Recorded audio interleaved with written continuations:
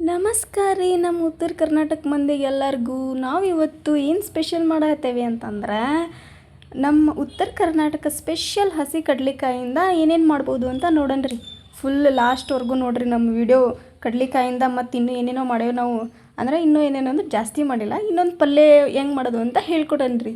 ಅದನ್ನ full video ನೋಡಿರಿ. ನಮ್ದು ಸಬ್ಸ್ಕ್ರೈಬ್ ಮಾಡಿರಿ, ಲೈಕ್ ಮಾಡಿರಿ, ನಮ್ಮ ಚಾನಲ್ನ ಸಪೋರ್ಟ್ ಮಾಡಿರಿ.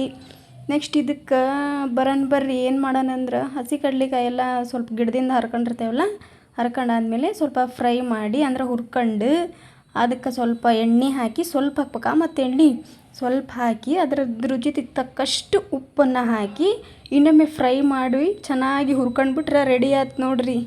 ಕಡ್ಲೆಕಾಯಿ ತಿನ್ನಿರಿ ಸಂಜೆ ಮುಂದೆ ಸ್ನ್ಯಾಕ್ಸ್. ಎಲ್ಲರೂ ಹೆಂಗಾಗೈತೆ ಅಂತ ಹೇಳ್ರಿ. ನೆಕ್ಸ್ಟ್ ನೋಡಿರಿ, ಇವಾಗ ಮಾಡೋದೇನು ಅಂತಂದರೆ ಕಡ್ಲೆಕಾಯಿ ಪಲ್ಯ ರೀ. ಸೊ ಅದೇ ಇದರಿಂದನೇ ಅದೇ ಗಿಡದಾಗಿಂದನೇ ಕಿತ್ಕೊಂಡಿರೋ ಕಾಯಿ ಹಸಿ ಕಡ್ಲೆಕಾಯಿ. ಇದಕ್ಕೆ ಮಾಡೋಕ್ಕೆ ಪದಾರ್ಥ ಏನೇನು ಬೇಕಂತ ಸೈಡಲ್ಲಿ ಬರ್ದನಿ ನೋಡಿರಿ, ಓದ್ರಿ, ಆಮೇಲೆ ಮಾಡಿರಿ.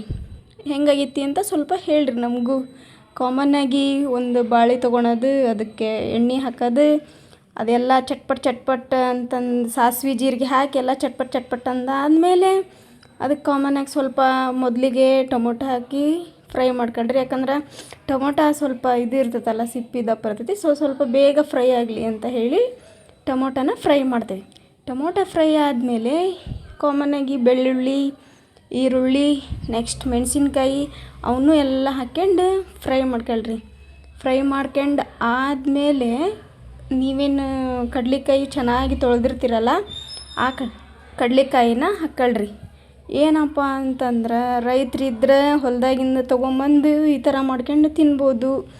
ಇಲ್ಲಪ್ಪ ಅಂದ್ರೆ ಏನು ಮಾಡೋದೈತಿ, ಏನು ಮಾರಾಕಂದ್ರೆ ಸಿಗ್ತಾವ. ಮತ್ತು ಅರ್ಧ ಕೆ ಜಿಗೆ ಇಷ್ಟು, ಕಾಲು ಕೆ ಜಿಗೆ ಇಷ್ಟು ಅಂತಂದೇಳಿ ಹಂಗೆ ತಿನ್ಬೋದು. ನಮ್ಗೆ ಗೊತ್ತಿಲ್ದಾಗಂತೂ ನಾವು ಮಾರಕ್ಕೆ ತಗೊಂಬಂದು ತಿಂತಿದ್ವಿ. ಇಲ್ಲಿ ಇದು ಮಾತ್ರ ಬೆಂಗಳೂರಾಗ ನಮ್ಮ ಪ್ರಶಾಂತ ತೊಗೊಂಬಂದು ಕೊಟ್ಟಿದ್ದ. ನಮ್ಮ ಎತ್ನಳ್ಳಿ ನಮ್ಮ ಹೊಲದಾಗಿನೂರು ಇವು ಏನು ಮಸ್ತ್ ಟೇಸ್ಟ್ ಹಾಕವು ಅಂದ್ರೆ ಸಖತ್ತಾಗಿ ಹಾಕತ್ರಿ ಪಲ್ಯ. ಯಾಕಂದ್ರೆ ಒಣ ಕಡ್ಲೆ ಹಿಟ್ಟು ನೆನೆ ಹಿಟ್ಟು ಮಾಡೋದು ಪಲ್ಯ ಟೇಸ್ಟೇ ಬೇರೆ. ನೆಕ್ಸ್ಟ್ ಇದು ಹಸಿ ಕಡ್ಲೆಕಾಯಿನ ಈ ಥರ ಸ್ವಲ್ಪ ಚೆನ್ನಾಗಿ ತೊಳೆದು ಈ ಥರ ಮಾಡ್ಕೊಂಡು ಪಲ್ಯ ತಿನ್ನೋದನ್ನ ಬೇರೆ. ನೋಡಿರಿ ಬಾಯಾಗ ನೀರು ಬರ್ತಾವೆ. ನೀವು ಒಂದ್ಸರಿ ನಿಮ್ಮ ಮನೆ ಒಳಗೆ ಟ್ರೈ ಮಾಡಿರಿ, ಹೆಂಗಾಕತಿ ಅಂತಂದು ಹೇಳ್ರಿ. ನೋಡಿರಿ, ಉಪ್ಪು ಹಾಕ್ರಿ, ಅರ್ಶಿಣ ಪುಡಿ ಹಾಕ್ರಿ, ಮಸಾಲೆ ಹಾಕ್ರಿ, ಗರಂ ಮಸಾಲೆ. ನಮ್ಮ ಅಮ್ಮ ನಮ್ಮ ಶೇಖಮ್ಮ ಕೊಟ್ಟು ಕಳ್ಸಿದ್ದು ಗರಂ ಮಸಾಲೆ ಅಂದ್ರೆ ಸಖತ್ತಾಗೈತಿ. ಹಾಕಿದ್ರೆ ಹಂಗೆ ಸ್ಮೆಲ್ಲ ಬರ್ತೈತಿ ಚೆನ್ನಾಗಿ. ಆ ಥರ ಮಸಾಲೆ ಮಾಡಿ ಕಳ್ಸಿತ್ತು ನಮ್ಮಮ್ಮ. ಹೇಳೇನ ಲಾಸ್ಟ್ ವೀಡಿಯೋದಾಗ ನಮ್ಮಮ್ಮನ ಬಗ್ಗೆ. ಆಮೇಲೆ ಸ್ವಲ್ಪ ಹುಣಸೆ ಹುಳಿ ಬಿಟ್ಕೊಳ್ರಿ.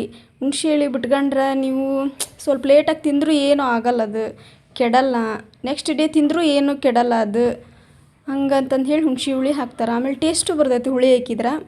ನೆಕ್ಸ್ಟ್ ಇದನ್ನೆಲ್ಲ ಫ್ರೈ ಮಾಡ್ಕೊಂಡು ಎಲ್ಲ ಕಾಲಿಸ್ಕೊಂಡು ಹೆಂಗಾಕತಿ ಅಂದ್ರೆ ಈಗ ಸ್ವಲ್ಪ ಕುದಿಬೇಕಲ್ಲ. ಮತ್ತು ಎಂಥ ಹಸಿ ಕಡ್ಲೆ ಇದ್ರೂ ಸ್ವಲ್ಪ ಕುದ್ರನ ಅಲ್ಲ ಟೇಸ್ಟ್ ಬರೋದು ಬಾಯಿಗೆ. ಸೊ 2 ಗ್ಲಾಸಷ್ಟು ನೀರನ್ನ ಹಾಕ್ಯೇನು ನಾನು.